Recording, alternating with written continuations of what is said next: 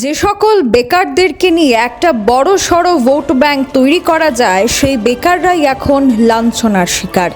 আর তার কারণে বেকারদের জন্যে বেকারদের হয়ে এক রাজনৈতিক দল এবার মাঠে নামলো, যার নাম ককরোচ জনতা পার্টি।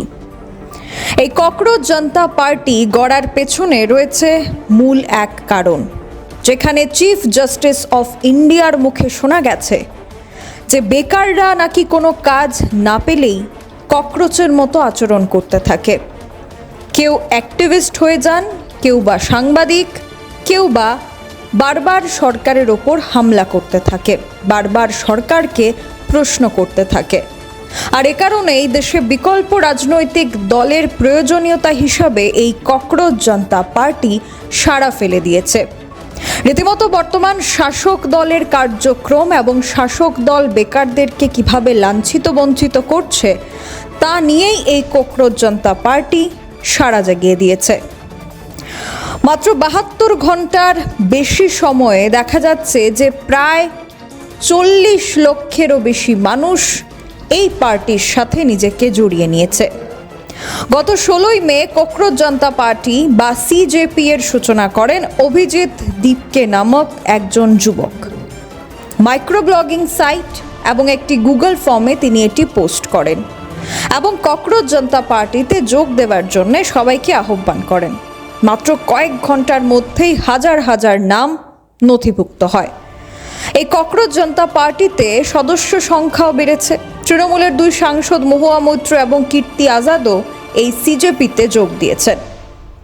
সুপ্রিম কোর্টের প্রধান বিচারপতি সূর্যকান্ত মিশ্রর একটি বক্তব্যকে ঘিরে একটি মামলা শুনানি চলাকালীন সময় তিনি বেকারদের, বেকার ছেলে মেয়েদের আরশুলা এবং পরজীবীর সঙ্গে তুলনা করেন।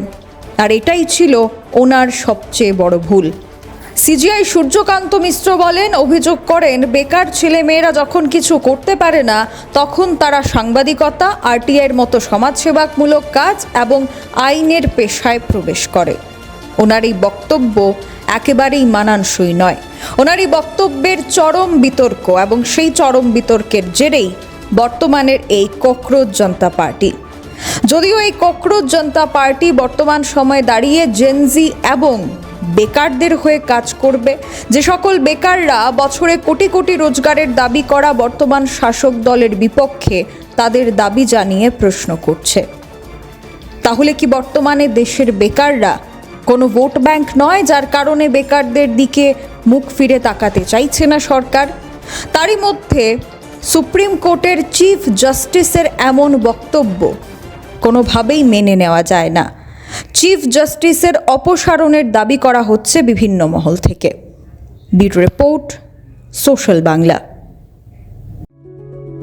Step into a place full of new ideas and opportunities at Techno India University Tripura, where you learn, grow and build your future.